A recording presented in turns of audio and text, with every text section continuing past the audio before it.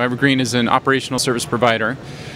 We've been doing pioneering sort of new technology for 50 years, and now we're doing unmanned aircraft operations. So, here at Heli-Expo, this is sort of an interesting year, because if you look around at all the different manufacturers, they realize the future as well, that there's a significant market for UAVs, for unmanned aircraft. And whether it's Sikorsky or Bell or the different companies, they all are starting to realize this, and this is a transitional year. Last year for the military, it was the first year the U.S. military bought more unmanned aircraft and vehicles than they did manned aircraft, and so now we're seeing it into the public market, where this transition is starting to occur as well.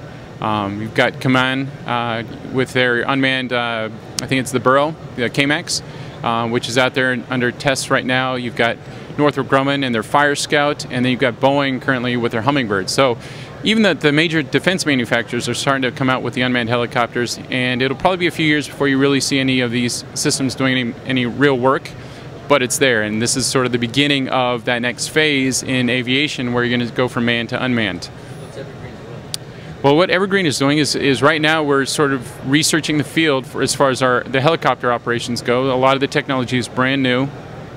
So it's still going to be, as far as a commercial operation for helicopters, maybe a year or two out.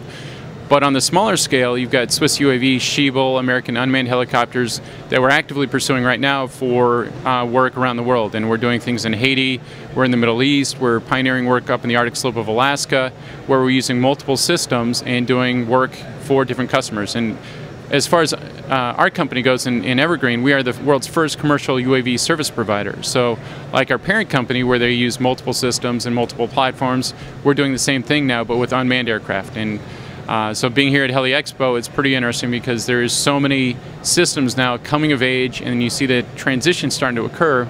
And so it's exciting to be part of this pioneering effort, and then see the rest of the world sort of realizing what's going on, and then as well developing this technology. It's really the natural progression.